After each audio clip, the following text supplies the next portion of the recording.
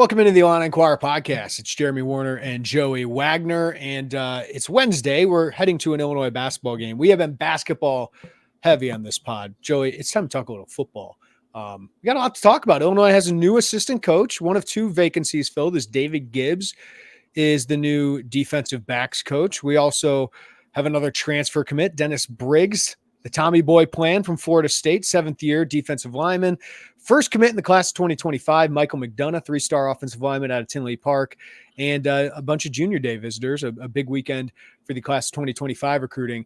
But I'm going to start with the topic for you. Are you dancing in the streets that the Green Bay Packers are getting a new defensive coordinator? Look, you never want anyone to lose their jobs, right? Like, Yes, you do. Well, no. Like from the Packers, yes. Like if another NFL team wanted to hire Joe Barry, thumbs up. Go get those checks, Joe. I think it was time. Yeah, I think he will be fine. It was time. There's a lot of. I've seen some of the candidates, Jim Leonhard, out there on some of those lists is exciting to see, and I'm curious who they bring in to interview. But this season exceeded what I thought it was going to be, despite my whining and complaining in the month of November. But, the reality was there's that middle part of the season, Tommy DeVito, Baker Mayfield, tearing up the Packers defense that you're like, this isn't sustainable. For as good as and young as the offense is, they've got to make a change. So you don't come on. We don't like seeing anyone get fired. I hope another NFL team hire. The Bears could hire him. That'd be outstanding. No. That'd be great news. But I'm really excited to see who they bring in. Can I ask you, what is it like? I'm like dreaming. What's it like to have two Hall of Fame quarterbacks and then to have another guy who looks like he's going to be an all-pro at some point? What's that like, Joey? It's cool. It's cool. You feel spoiled? Do you at least can you acknowledge? Oh, yeah, dude, I'm not going to sit here and pretend like this has been some sort of like hard to be a fan of team. Like, yeah, they've had good quarterbacks. They've ticked me off a few times in the postseason defensively. But yeah, obviously, it's awesome. It's awesome to have that. It's awesome to look at a bunch of 20-something wide receivers and tight ends and skill position players and realize that there's a lot to work with there. There's a lot to work with. Is it Gutekunst? Is that the GM? Like, isn't he? Like, what? Look, he has made some really bold calls. Yeah. He has made some very, very, very bold calls. Drafting Jordan Love, going out, and then you trade Aaron Rodgers. That's not easy. It's not easy to part with the franchise icon of a quarterback who's going to be a no doubt Hall of Famer. He's going to be celebrated in Green Bay, I think, forever. That's not an easy call, but he did it, and he made those moves, and turned out it's going pretty well. It's going. I hate it. What are we? 3 minutes into this, half the people have quit. I hate it, but gosh, Jordan Love looks really good.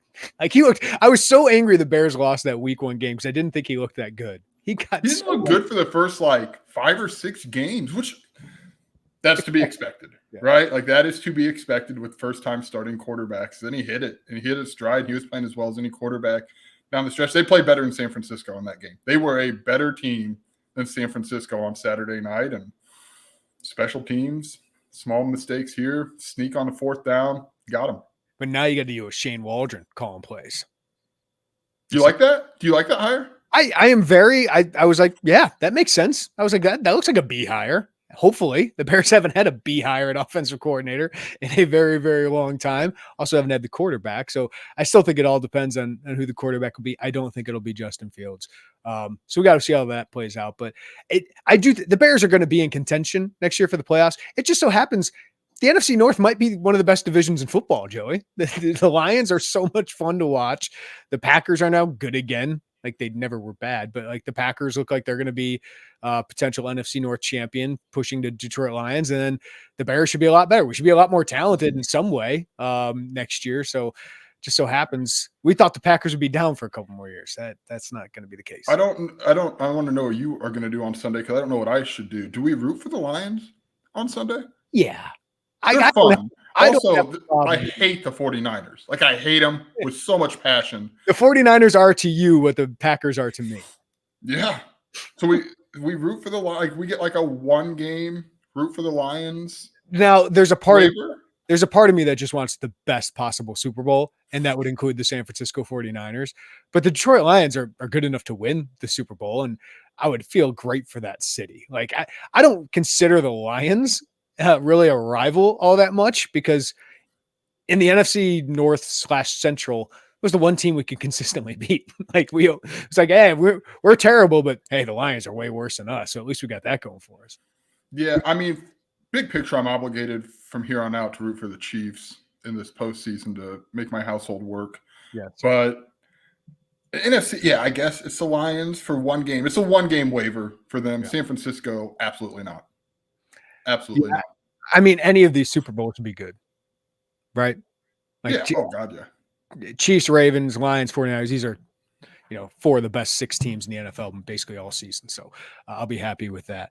All right, nobody tuned in for our Green Bay Packers, Chicago Bears, and NFL. But I do want to say Jim Leonhard, if he ends up getting the Green Bay Packers job, this guy played this perfectly.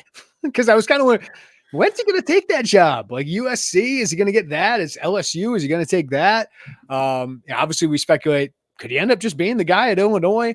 But if Jim Leonhard, who loves the state of Wisconsin, loves Madison, if he ends up at Green Bay, wow, he planned this pretty well.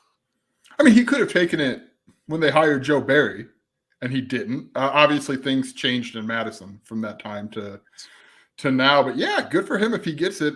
I'm really fascinated to see who they bring in an interview. But Jim Leonhard is just kind of it's kind of a wild card, isn't he? And when you're talking like coaching staffs, I don't even know, like head coaching, obviously, because he's a qualified candidate to be a head coach. He's a very impressive guy, but he's just kind of like every DC opening. You're like, could it be Jim Leonhard? And maybe a couple head coach, like Midwest head coaching jobs. You're like, could maybe he do that? So I don't know. He is such a wild card moving forward. Not even just this cycle, which is largely slowed down, but beyond this year, right? If he doesn't take a job in the next 5 months. Yeah. Love something like Jim Leonhard loves the state of Wisconsin. That's all. Who could blame him? Yeah. It is kind of a fun state. Illinois, they get an assistant coach here, Joey. David Gibbs, hired as defensive backs coach, spent the last 3 seasons under Gus Malzahn, who made 3 straight bowl games there, and was the co-defensive coordinator. I don't really look too much into those titles, but he was a secondary coach with a young DC at the time. Now he joins a young DC in Aaron Henry. Gibbs coached safeties. We aren't for sure certain yet what he will coach at Illinois. I would assume it is safeties, which I think would move Aaron Henry back to cornerbacks, which he did pretty well with Devin Witherspoon, Tony Adams, and all those guys. But Joey, on the surface, is a guy with 9 years in the NFL, several years of being a defensive coordinator, including at a very young age at Minnesota in 1997, which I think he was 20s, early 30s at that point. So he's got a lot of coordinator experience. Houston, his most recent experience there. What did you think of this hire?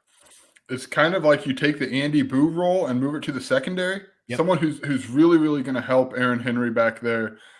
We can get into it. We'll see what recruiting looks like. Obviously, he's got ties in Texas and Florida. But to me, this is very much on field, in meeting rooms, coach him up, develop. I didn't think it was an accident. And I thought it was really telling that Terrence Jameson, when he kind of tweeted out the, hey, welcome, it was time to take that ball away or something about takeaways. I don't want to miss, but takeaways was definitely an emphasis. They didn't take the ball away very well last year. And I thought that was a really interesting tweet, an interesting first kind of quote unquote first comment from him. But yeah, a veteran guy who's been around. I'm curious what the connections were. I mean, obviously Brett and coaches, it's a really small world, right? So like trying to dive into the coaches connection is sometimes kind of fruitless, but we thought Kerry Cooks, like, let's just be honest. We thought Kerry Cooks was like the guy, made all the sense in the world. He and Brett go back. But it ends up not being him. So just a veteran guy back there who can help coach up a really, really young secondary and still relatively inexperienced secondary. Yeah, Kerry Cooks, for those who don't know, is a defensive backs coach at Wisconsin under Brett Bielema. He coached Aaron Henry as a defensive backs coach, but he's been at Notre Dame, LSU recently. He's been at a bunch of powerhouses. And I think the recruiting angle would have been really interesting with Kerry Cooks. But I do think it says something that this is more – I think this guy can recruit. I don't think he's a bad recruiter. I like your analogy of Andy Boo. This feels like an Andy Boo-like hire, and that it's an experienced guy who can lift the younger staff members around him. But also, I think he can recruit a little bit in Florida at the JUCO level. He's got some connections to Texas when he was at Texas Tech. But you look at USC, or UCF the last couple of years. And they were number 47 in defensive efficiency last year, number 39 in interceptions. But the last 3 years, UCF was top 40 in pass efficiency defense, number 22, number 39, number 7. Illinois was number 1 2 years ago. Last year, they were in 69, 70, somewhere around there. So I think this is largely looks to me like somebody who can help Aaron Henry and, lift him up in his second year as defensive coordinator, because the first year was not that good. And, but obviously Brett Bielema believes in Aaron Henry. But you look at this compared to Antonio Finellis, who had never been an assistant coach at the Power 4 level, Power 5 level, whatever you want to call it, never been a coach there. I think it was more a recruiting thing. Aaron can develop him.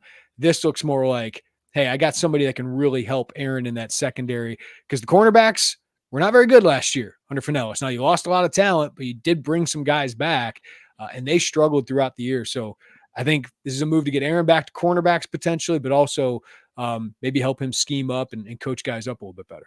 Yeah, I say it definitely looks like, which isn't to say Gibbs isn't qualified. He's more than qualified defensive backs coach. And you stole him from a Big 12 program. That's right. And it's one that's pretty good. Yeah.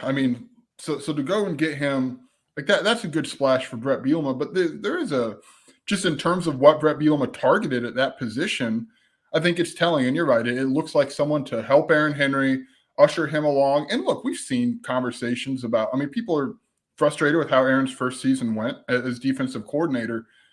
I still don't think, and I think you agree with me, the answer isn't to just cycle through coordinators every year. That's just not a sustainable recipe at the college Big Ten level, at any level, to just change it when things go bad. So you want to help. Like Brett Bielema is committed to Aaron Henry. He made this decision a year ago. So now you need to find a way to boost him up, to help him grow. And David Gibbs looks like that guy to come in and help him do that. So we'll see how it works out. But yeah, this is very like Andy Boo-like, but in the secondary. Like that's the best way I can put it. Yeah. All right. We got one more. We do have a statement on Terrence Shannon that just. I saw both of our eyes. Like when you were talking, I was reading. Yeah. So we'll get to that here at the end of the podcast, just to bring it up. But we got one more opening left, and that's where I'm interested to see, because we thought Andy Boo was a pretty good coach. We thought Andy Boo was a pretty good recruiter too, like better than a lot of people expected when he was hired. So I was a little shocked that he was let go. So this David Gibbs hire almost is like, okay, he can help that back four. Do you get more of a recruiter now as a linebacker coach? Do you get a younger guy, or is this just lifting all the experience at every spot here? Because, Charlie Bowen and Terrence Jamison, I think Brett Bielema has a ton of confidence in that front. So I'm just very interested to see what the hire is now at linebackers coach, whether it's a younger guy with more recruiting chops. Is it more of an experienced guy? What do you think, Joey? It would seem I still don't necessarily understand letting Andy Boo go, just to be honest about it. Yeah, because we haven't been able to ask Brett, right? Regardless of kind of maybe the way we've been talking, flipping that experience role from linebacker to second, I don't really understand still. Andy Boo was really well thought of. We liked what he was able to do in the state of Illinois, recruiting, getting talent in there. So I'm really interested to ask Brett Bielema about that. And I still think he could have worked. Like if David Gibbs I don't see why Andy Boo still couldn't have worked at linebackers coach. Even he was a good recruiter. It's not like he was just some sage who had knowledge, but he couldn't connect with people. He recruited really well. Mm-hmm. So that's really interesting to me. I know you and I'll say it, and I know you've written about John Holisek is kind of itching to get back in that coaching role. I don't know if that's going to be at Illinois, but kind of going to get a more veteran guy in the secondary would maybe open the door there. I don't know. I don't.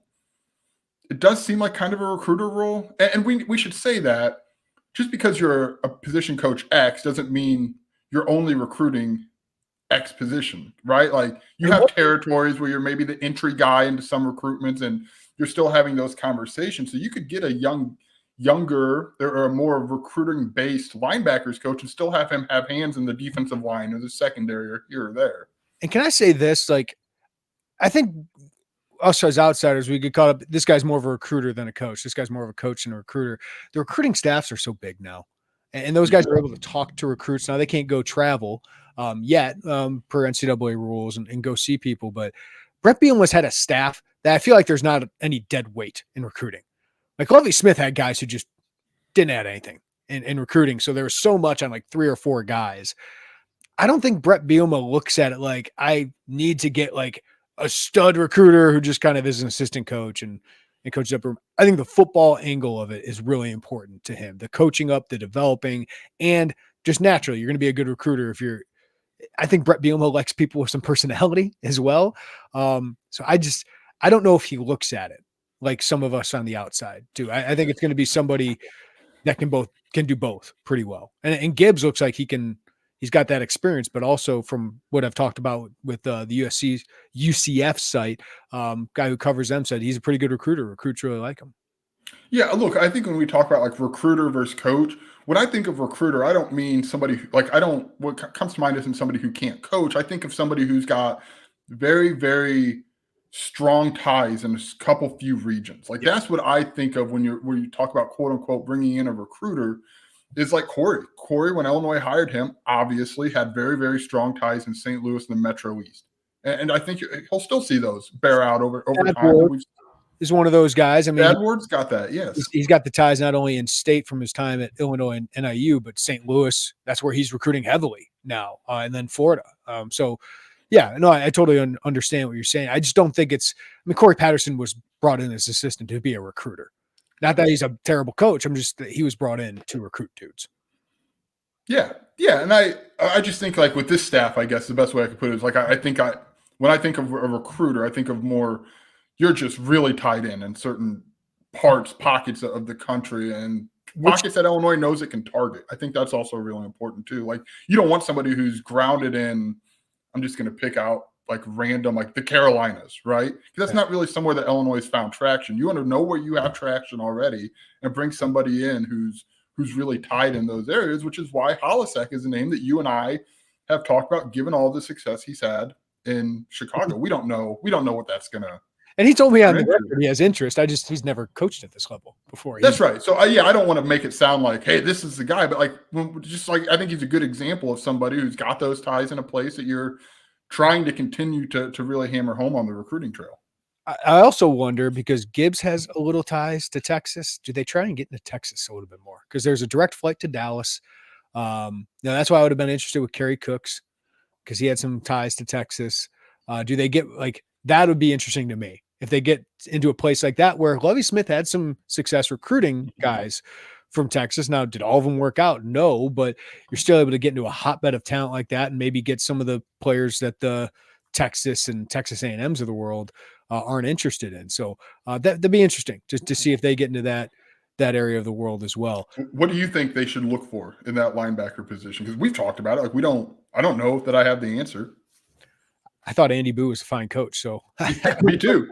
I don't know what they're looking for. I thought he was a good recruiter too. So I'm guessing I don't know.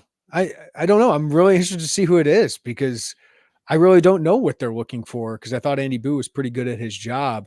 But that's why I'm interested to ask Brett Bielema, like, why did you feel you needed to make the change there? Because the Finellis change made sense. Like his position group struggled, the defense and secondary struggled as a whole, and that Aaron Henry might need more help back there and in developing, because maybe there was just too much on the plate of Aaron Henry because of Antonio's inexperience, like had to do more there, as well as, game planning and scheming and all of that. So maybe Gibbs gives him a little bit more leeway to focus more on the big picture stuff. The linebacker coach, I don't know. I imagine it's somebody a little bit younger, but other than that, I don't know. I do want to bring up, before we move on to some of the commits, just we've seen conversations on our boards about, oh, well, this title's this or that. Let's just pause on titles. Those are largely financially driven. Yes, because and resume driven, but like in terms of practicality for what you as fans will consume with how that, not a lot really changes. Because Gibbs is the associate head coach. It's a nice title. Aaron Henry is his boss. Like Aaron Henry is the coordinator. Terrence Jamison is the co-defense coordinator. Aaron Henry is his boss. Like he in the line of command, Aaron Henry is now. Terrence Jameson obviously has a lot of input. Brett Bielema obviously respects him, but most of these titles are for pay bumps and for resume boosters, where it's like, oh, Jameson is thought of well enough by Brett Bielema that he's a co-defensive coordinator. I think Charlie Bowman's the pass rush coordinator.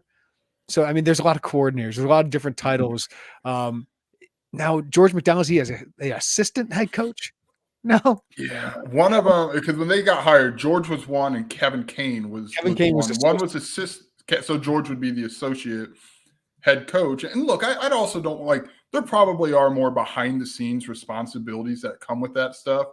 But in terms of how you and I consume it, how fans consume it, probably not a lot changes in the responsibilities that we see or that play out in the public eye. Like maybe there's more here or there, and maybe it's more of an under the wing thing, but these are these are financially driven decisions largely.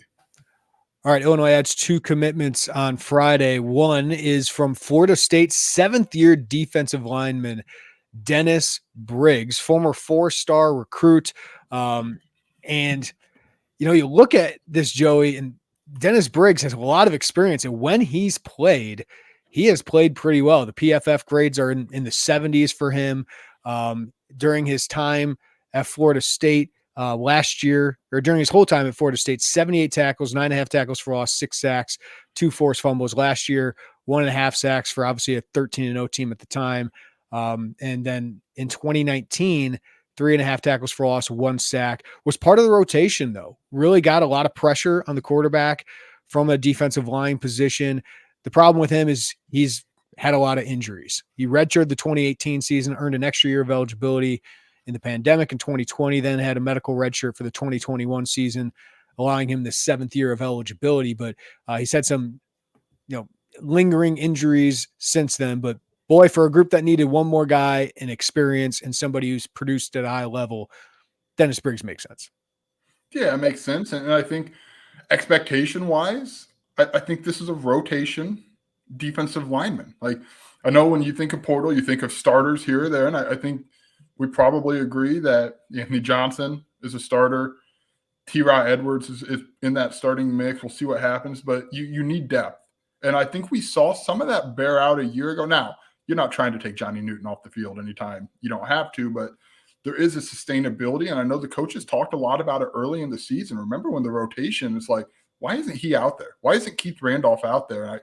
So you need that depth. That's how I see it. And frankly, that's kind of how I saw Denzel Daxon. So I think, and obviously that changed, but I think setting the expectations as a depth, and if they can outperform that, then that's great. But I don't know that I look at him to come in and be a right-away starter in spring ball. Maybe I'm wrong, but we'll see. And probably some of it depends on what you do with a certain outside linebacker. Yes. Or what you do with your defensive front. You're getting options. You needed another option because Anthony Johnson, Anichi, I need to get that one right, are likely going to be part of the rotation. Briggs will likely be part of the rotation. Edwards at nose tackle will be part of the rotation. I think Alex Bray is definitely part of the rotation. The sophomore, I think, is going to take a leap this year. Jeremiah Warren can be in that mix. Then you got a bunch of freshmen. You just don't have a lot of guys that you can count on. Now, maybe Gabe Akis is a part of that as well, but you just needed more options and more depth because I don't think this is going to be an 80-20 split in reps anymore. No. Most teams don't do that. In the NFL, there's not a lot of dudes getting as many snaps as Johnny Newton is percentage-wise per game. So you're going to have these guys more 50-50, 60-40, and I do think Briggs is going to be a big part of that as long as he can stay healthy because he's been a really good pass rusher, 46 combined pressures during the last 3 seasons in a rotational role. That's pretty impressive. So listen, I think the defensive line is probably going to be worse than it was last year, but can the outside linebackers improve? Do the linebackers take a step forward? And most importantly, does the secondary take a step forward to help the rest of that defensive front? So I don't know if we're grading their defensive line haul C+, B-, right? Something like that. Like they got some guys that have proven themselves in Anthony Johnson and Briggs. Maybe we're more C+ here. I think Sledge is going to play right away at nose tackle. They didn't get a no doubt NFL prospect here. They need to develop the guys they have behind them too, but they didn't ignore it. That's for sure. They got 3 guys who are definitely going to play next year. Yeah, I think C+ feels about right. Like in my brain, just given you lost 2 starters, I would have liked to see them add 2, no doubt. Anthony Johnson plus another no doubt guy. But maybe they changed their front. So I don't know. I think that's about right. And they were aggressive. They were aggressive in attacking this. They went and got Anthony Johnson early.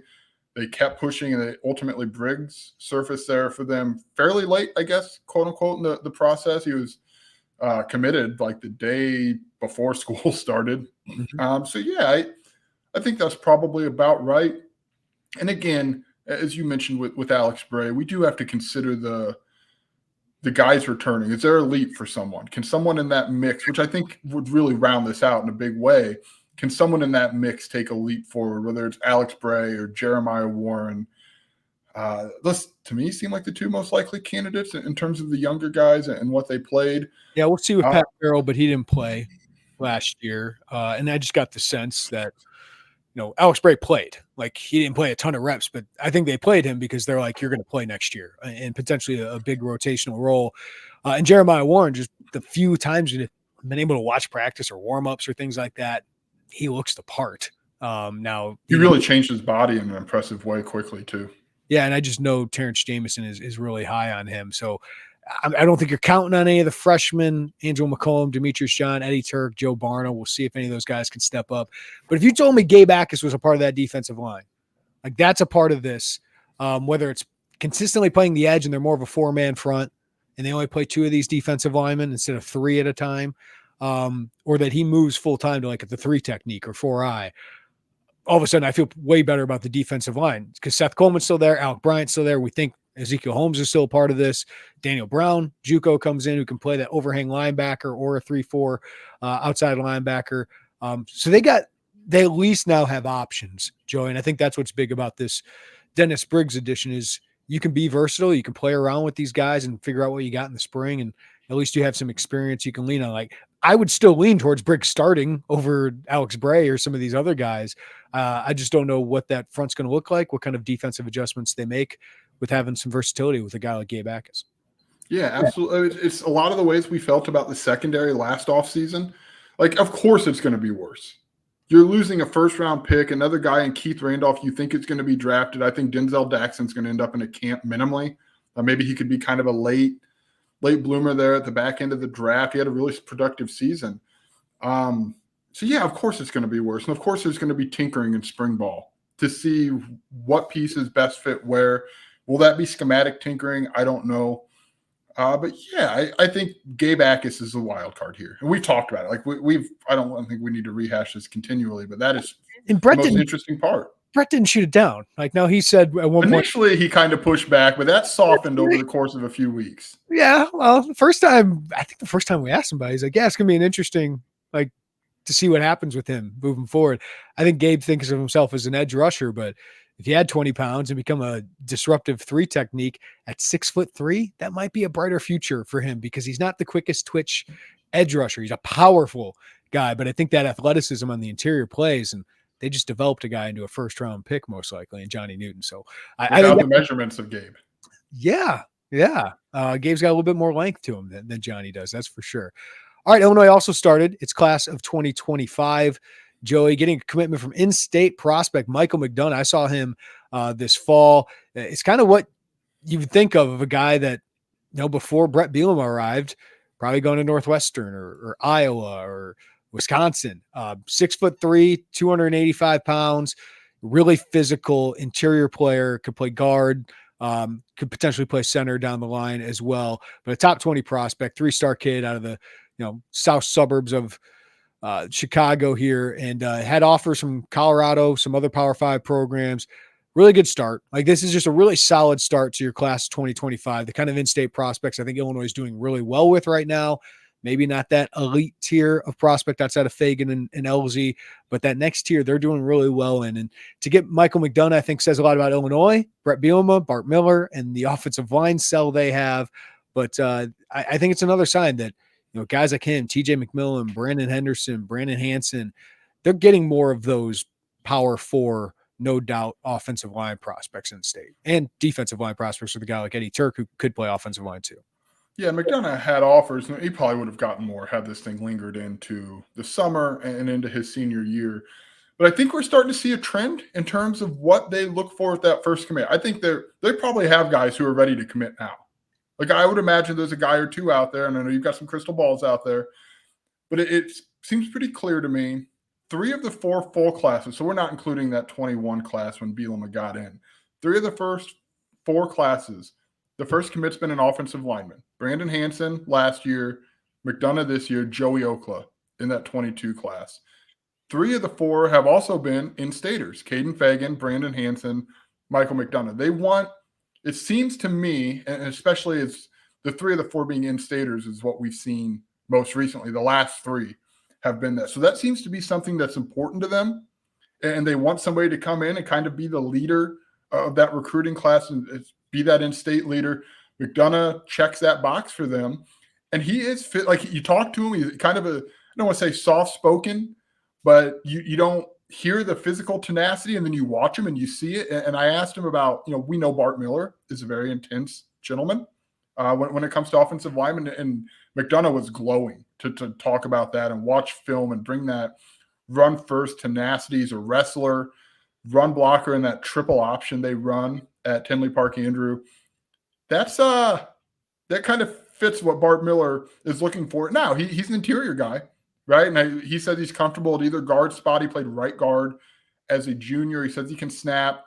So you're seeing them get a lot of interior guys. I'll be curious what the tackle market looks like in the 25 class, but this is a solid start, a very on-brand start for them in the recruiting cycle. Yeah, and they're starting to build something, especially on the interior there. Like I think TJ McMillan's a multi-year starter at center at some point, probably the heir apparent to Josh Kreutz. And he's kind of a leader among the underclassmen from everything it sounds like. And, then you get AJ Dennis, who looks like he's a potential future NFL prospect. He's number 162, I believe, in the latest 24/7 sports ranking. So just a monster get for Illinois there, can play center or guard. And now you add a guy like McDonough into the mix. Zafir Stewart, we'll see if he plays guard. A really good power forward win for Illinois. We know Brandon Henderson probably projects to tackle, but he'd be a great guard as well.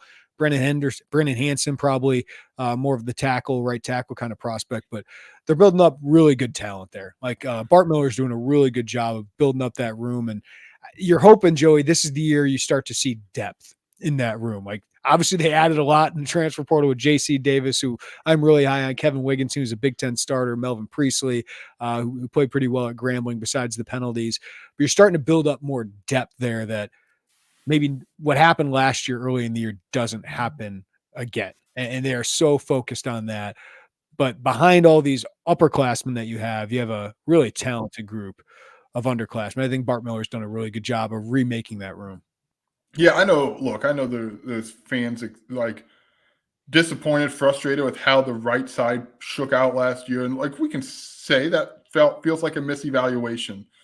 That does not cloud to me what Bart Miller has done with this offensive line room. When they showed up, and I know this is a long time ago now, and there's been a lot of change, that was kind of in dire straits, that offensive line.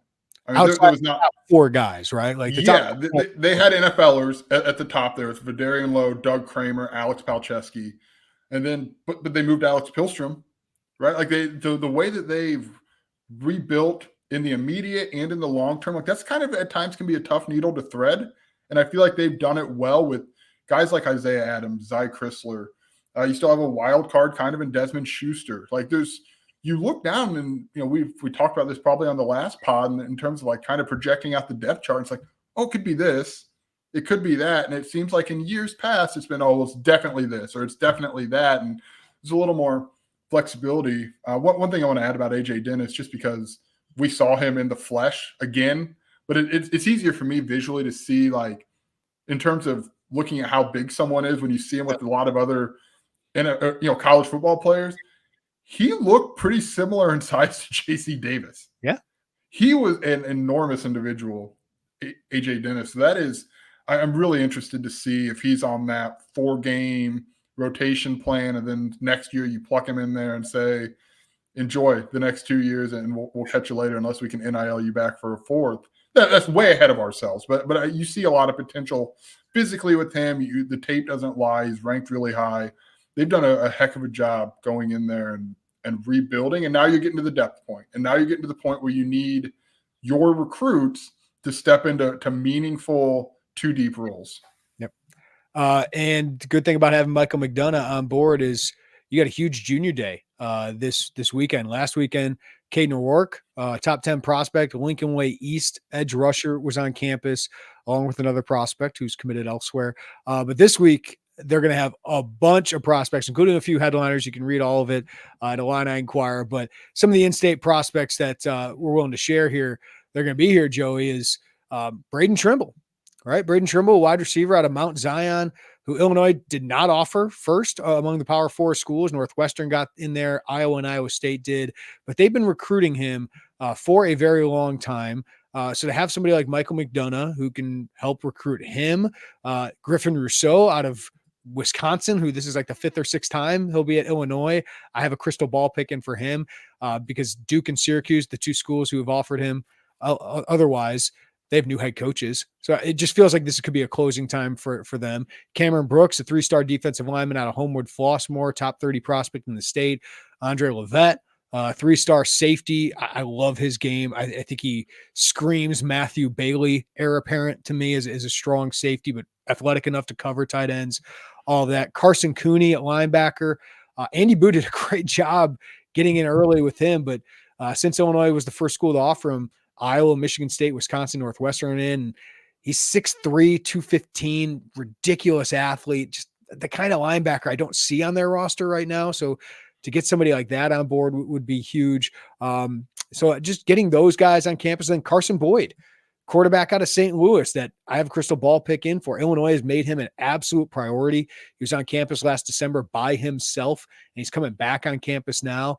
Like if you're able to get a Boyd and Rousseau on board early and help push these other in-state guys, like maybe you can get some early momentum, because Illinois doesn't usually have that early momentum, Joey. So if you can get a couple of these guys on board in the winter and push towards the spring and then obviously into the summer, I think that'd be significant. And this weekend, like usually junior day visits are the most intimate visits. Game day visits, you don't really get a lot of time with the coaches. They do during these junior day visits. They get to see campus. Some guys maybe aren't ready to make those decisions, but I think the guys who have been here a lot, like a Boyd or a Rousseau, I don't know if anything's imminent, but those would be guys I'd be watching after this week to see if they buy in along with McDonough. Yeah, it's a good chance to strengthen those relationships and try to, you're right, early momentum. Think about a year ago, Brandon Hansen was a pretty early commit back. I think he was a November commit, if I'm not mistaken. And then it was quiet until in March or April. It might have been April. He was a later one. And then it got going, right, with Trey Petty and Demetrius John. And then you got moving a little bit there. Late March, good call. Yeah, so it got moving a little bit there. But if you could start to build, especially, I don't want to overstate it because I think it could be overstated. Carson Boyd is really important to me to get your quarterback, or like you prioritize Carson Boyd, a chance to go in and get your quarterback early, get that done before February turns around and you're not scrambling on, okay, now we've got to strengthen a relationship with our second guy on our board or our third guy on our board. So to go out, and those markets move fast, and you're probably going to see the quarterback market go over the next 90 days or so, because that's such an important position, and you only get one, and you jump on and get your spot and move forward. So there's only like 60 spots, right? There's only like 64 spots. So if you could close that down early and be done, I don't know that that's going to be the case, Jeremy. I don't want to give anyone false, pretenses that he's coming, but they're in well with him. They've done a good job in that recruitment. He seems to be giving back from what I've read, from what you've written. He seems to be giving back that interest to Illinois. But yeah, I think just getting a chance on this junior day to get a little buzz, right? And you see how it's just the way that we observe it. You see how social media moves when you get one, and then 2 days later you get another, and all of a sudden it feels like, oh, okay. And by the way, it's football season again, Jeremy. Spring ball is probably 90 days away. I think it's a good opportunity. I don't want to say a big weekend, because big weekend feels like end all be all type deal, but like a good opportunity weekend to really, really put your foot forward. it's a big recruiting weekend because these guys, getting them on campus now for these junior days usually sets up another spring ball visit. And then that usually leads to the official visit, which is where you get most of these guys. This is for most of these guys, it's about solidifying that relationship. So we're one of the 5 official visits they get, or 2 or 3 official visits they get. I have no doubt Carson Boyd, Griffin Rousseau, Cameron Brooks, probably Trimble, Levette, Illinois is getting an official visit for those guys, right? So some of these other guys, including 2 big in-staters visiting this weekend, like, can you develop that relationship furthered enough to where you get more visits on campus? But man, if Barry Lunny adds Carson Boyd to Trey Petty and Luke Altmaier and Donovan Leary, and Cal Swanson's a really interesting talent, more of a developmental prospect still, but that quarterback room, all of a sudden, obviously those guys move, Joey. Those guys, there's a lot of attrition at that position. You're setting up a pretty good group of quarterbacks there if you can close on Carson Boyd here soon.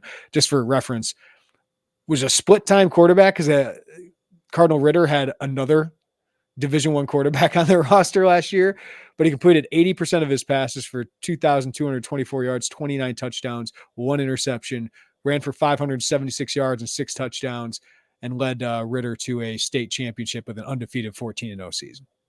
Hey, also, real quick, since you read those, we have the stats. Shout out to the Post-Dispatch, St. Louis Post-Dispatch, for having all of this on a database. There are a lot of people putting in work for that. Major shout out for that. That is so enormous to have for those of us looking for stats. But yeah, everything you said, very much on point. And again, not to belabor the point we talked about earlier, especially with offensive coordinators who, I don't know the percentage of time, let's say 65 generously, that they're also the quarterback's coach. Like, to have Barry Lunny now in another cycle and continuing to build on those relationships for years, and you're not bringing in a coordinator and, oh gosh, hey, by the way, you got to find a quarterback in 2 months for this class. Like, you start to see that payoff, and you start to see the floor and the talent level in that position room in particular really develop. Last football note before we get to the statement the university released on Terrence Shannon Jr.'s return. We are supposed to be able to talk to transfers later this week. So the transfers are here on campus, and we know of 6 of them that are on campus. So it'd be fun to catch up with guys like J.C. Davis, who you and I have been able to talk to, Anichi Sledge, who we haven't had a chance to talk to. Hopefully Dennis Briggs, Kevin Wigginton, who our guy Brian Doan caught up with. But yeah, being able to talk with those guys and figure out what they liked about Illinois. It's turned out to me obviously they focused on building up the trenches here, Joey, because Dennis Briggs, defensive lineman, Priestley, offensive lineman, Wigginton, offensive lineman, J.C. Davis, offensive lineman, Anthony Johnson and Anichi Sledge, defensive lineman, Cole Rusk, tight end. All those guys play in the line of scrimmage. Now, Rusk can split out as a tight end who's a really good pass catcher, but you can tell where the focus was. Absolutely. And because they addressed all that in this quote-unquote first portal cycle, I wonder if they're going to address more secondary. By the way, you've got a new secondaries coach, or defensive backs coach. Will that help you at all in this second portal cycle that's going to open up after spring ball? So, yeah, I think you're seeing a layered approach to this, and they attacked the line of scrimmage very, very hard, as we thought they might, given what was walking out the door. And now you wonder if they go get a more experienced starter in particular cornerback after spring ball. Yeah. Chase Canada, Mario Sanders, skill guys they added, Daniel Brown, edge rusher from the JUCO level as well. So they did address a little bit of the skills, but I think this is now where they get into spring ball, Joey, and get to evaluate what they have. Like, do they feel they need another linebacker? Like Kanena Odaluga, I would imagine, is going to not be healthy for spring ball given when his injury occurred. There's an ankle injury in the Iowa game. Yeah, that was late in the season, so I wouldn't expect to see him. I don't know that to be true. Right. It's hard for me to imagine seeing him in spring ball. We'll see. We'll ask Brett Bielema when we talk to him, but that looked like one that might take a little time. And obviously, there's got to be more attrition to make this all work out scholarship-wise, because I think we have like 93 or 94 guys listed, and that's going to happen. It's going to happen where there's attrition of whether guys don't get a 5th year, they decide to enter the portal after spring ball. But cornerback and then safety would be my next 2. Like I feel like those are the next 2 biggest needs of what they look at after spring ball, and that's what they attacked after spring ball last year, right? Like they kind of evaluated what they had, and I think going to get 2 safeties like Demetrius Hill and Clayton Bush told us something. Right. And even going to get Prince Ford told us something maybe about corner, like, oh, we need another guy. That didn't end up all working out, but I think that usually tells us what they think about their roster in the spring when they go get these guys in April, May, and June. Yeah, I just wanted a quick editor's note on that. Like when you said our scholarship chart, which isn't official, has 93. So you might hear, how does that work with 85? That includes the freshmen who aren't going to be here in the spring, right? So they're going to be at 85 in the spring. But to get those other freshmen who you have signed here in the fall and the summer, there's got to be attrition. So if you hear 93 and think, how's that work? That's how it works. They're just not here yet, so it doesn't count against them. Yeah, no. Good job putting that out there. All right, let's get to the Terrence Shannon Jr. state. I've been saying, like, I want to hear from the university. I want to hear from Josh Whitman on all of this, but the university released a statement on Terrence Shannon returning to play. So I'll just read it here. On January 19th, this is from Robin Kaler, the associate chancellor of the University of Illinois, basically the spokesperson for the University of Illinois. On January 19th, the United States District Court for the Central District of Illinois issued a preliminary injunction enjoining the University of Illinois Urbana-Champaign from continuing its interim suspension of men's basketball student-athlete Terrence Shannon Jr. In compliance with the court's order, the university reinstated Mr. Shannon to full status immediately. This statement addresses certain questions that have arisen following the ruling. The preliminary injunction entered by the court is a procedural step tied to an underlying lawsuit filed against the university. The lawsuit remains an active, open piece of litigation, and as such, the university is limited in what it can say about it at this time. As the Division of Intercollegiate Athletics has made clear throughout the situation, the nature of the allegations in the case elevated related discipline decisions beyond Coach Brad Underwood's purview. He was not involved in the suspension decision nor in the decision to reinstate. In keeping with the court's directive, Coach Underwood was instructed to treat Mr. Shannon as he would any other member of the team in good standing and not limit participation based on the involved allegations. Away from the basketball court, Mr. Shannon remains in both the university's student conduct process and the Kansas criminal case. These ongoing processes are outside the purview of the DIA. In the event there is a resolution in either of those forums, the university and DIA would evaluate that information and take appropriate action under its policy and consistent with the court's order. While the preliminary injunction remains in effect, absent resolution of the university's conduct process or the Kansas criminal case, the university expects Mr. Shannon to remain in full status as a university student athlete and available for basketball practice and competition. They got a lot of emails. That's what, right? They got a lot of emails from people wondering why he was playing. Like that to me is a big thing. They read the press. I mean, there's been columns about it. I want to be able to talk to Whitman. And we talked to Underwood about, like, hey, why did you play? This answers that. It's outside of Underwood's purview, and I would imagine Whitman's purview at this point, which is probably easier for them that the university is releasing this statement because it goes above their pay grade. But yeah, the other thing is, Joey, from what I understand, this process through the Office of Student Conflict Resolution could take a while, and it might depend on the criminal case, which, as we learned today, Brett Barons reported it this morning from WCIA, the preliminary hearing has now been pushed back to May 10th. So unless something huge changes here, and I can't predict this, none of us have been able to predict any of what is happening, and we're not legal experts. But my expectation as of today, as an outsider reading through all of this, Terrence Shannon's going to play the rest of the season. That's my read.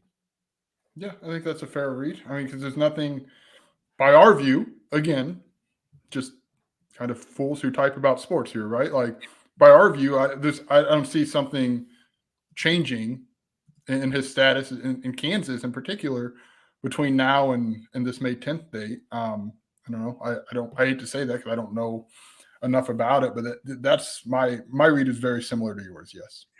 Yeah, which for Terrence Shannon is really interesting. I don't know yet what pushed that date back, whether it was both parties wanting it to be pushed back to that date.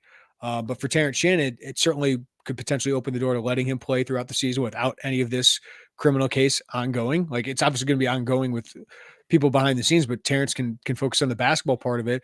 And that's before the NBA draft. So we'll see if there's any resolution to this before the NBA draft in late June. If it goes to trial, it would certainly go beyond that. But I do think it would at least allow him to do that unless something changes with the Office of Student Conflict Resolution. But without more evidence, which they don't have subpoena power over, I just don't see it.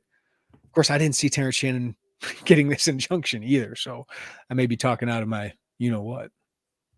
Yeah, well, I don't know, man. I feel bad. Like, we want to be able to provide clarity and answer. And I don't like this is I don't know. Like, I'm not afraid. I'd rather sit here and tell you I don't know than talk about stuff that we do know. So I don't know, that's not good podcasting, I suppose. No, it's just I think we have to acknowledge what we don't know. But my read of this right now is Terrence Shannon's playing the rest of the year. Do we talk to Terrence Shannon before the end of the season? I have in my brain targeted open locker rooms at the Big Ten tournament. That's the next time. Is that back this year? It's supposed to be back this year, right? Assuming, or I guess open locker rooms at the NCAA tournament. Might be it. I don't know. I don't know. And I don't know if there's anything he can say or would want to say. That's the thing. There's going to be like a 10-minute dance of I can't talk about that. I can't talk about that. I can't talk about that.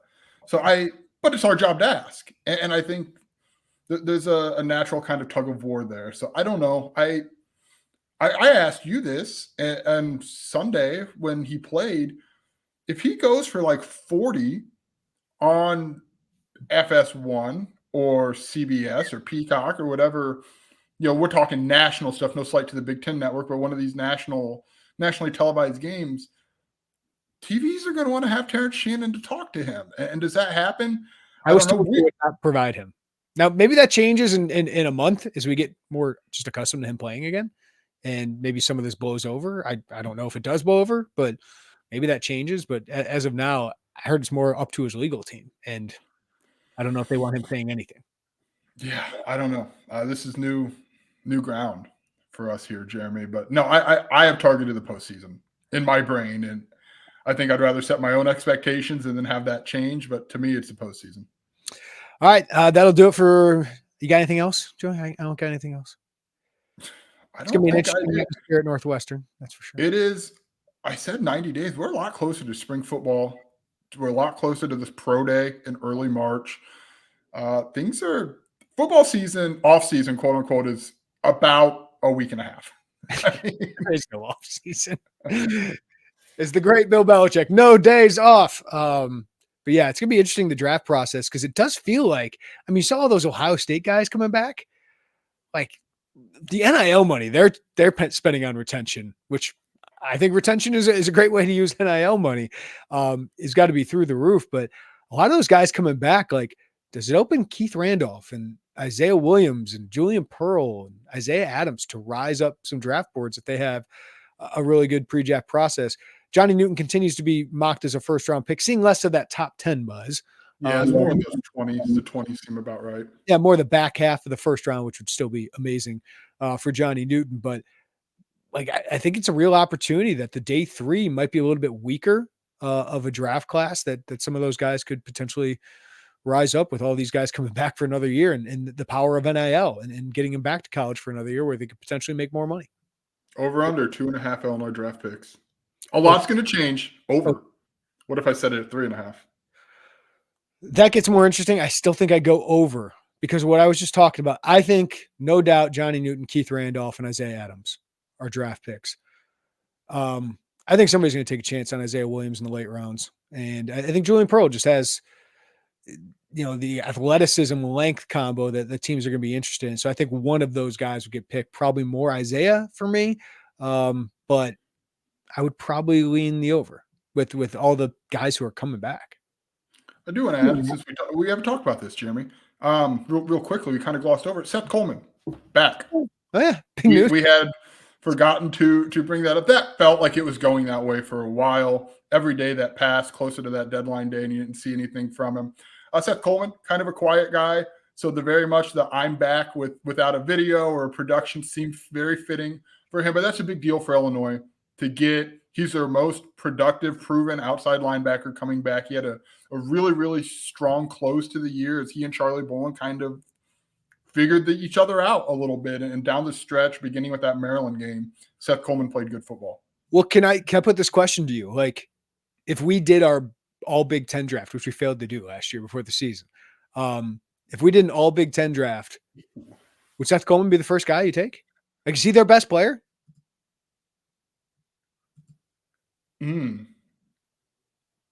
I think I think Like, I'm reading through that conversation. Pat Bryant is in that conversation, and I know fans might think, "Oh boy, this isn't great." Dylan Rosiak would be in that conversation for me because of the stats he's going to put up. I Josh think, and Caden Caden Fagan, caveat, we haven't seen him do anything in the Big Ten.